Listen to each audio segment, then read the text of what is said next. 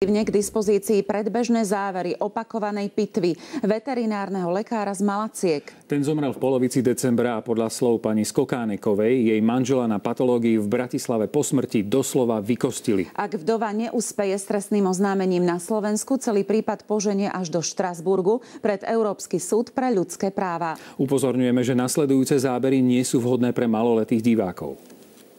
Tuto nič není, žiadna kosť. Pozrite, aké je to mäkké.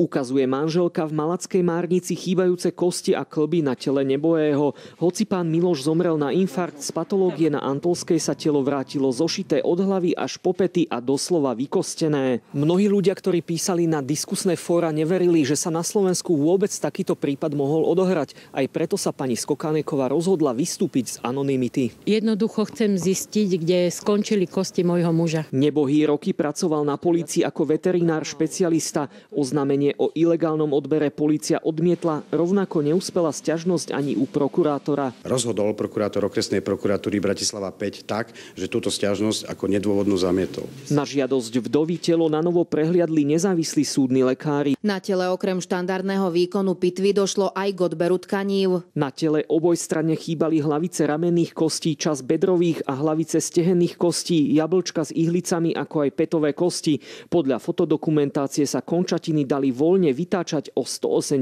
stupňov. Tie kosti boli ozaj vybraté, není to žiadna novinárska kačica, jak si ľudia myslia. Ak daná osoba počas svojho života neurobí vyhlásenie, že si neželá odber orgánov, tak sa predpokladá súhlas a orgány sa odobrať môžu. Či by pani patológovia takto vykuchali svoju sestru, svoju mamu? Otázne je, na čo sa odobraté kosti z mŕtvého mohli použiť. Transplantovať sa nedajú. Úrad pre dohľad nad zdravotnou starostlivosťou, ktorý patológie riadi, sa k prípadu od začiatku nevyjadruje. Jediný, kto sa môže vyjadriť k výsledku, sú práve orgány činné v trestnom konaní, čiže polícia. Pani Skokáneková prípad poženie pred medzinárodný súd. Chcela by som proste vedieť, či aj v druhých európskych civilizovaných krajinách takto človeka vykostia, ako vykostili môjho manžela. Nebohý veterinárny lekár mal už medzičasom začiatkom januára aj pohreb. Ako vidíte, tu v Malackách bol veľmi obľúbený. Jeho hrob je doslova zasypaný kvetinami. Aspoň bolo vidno, jak si môjho muža ľudia vážili.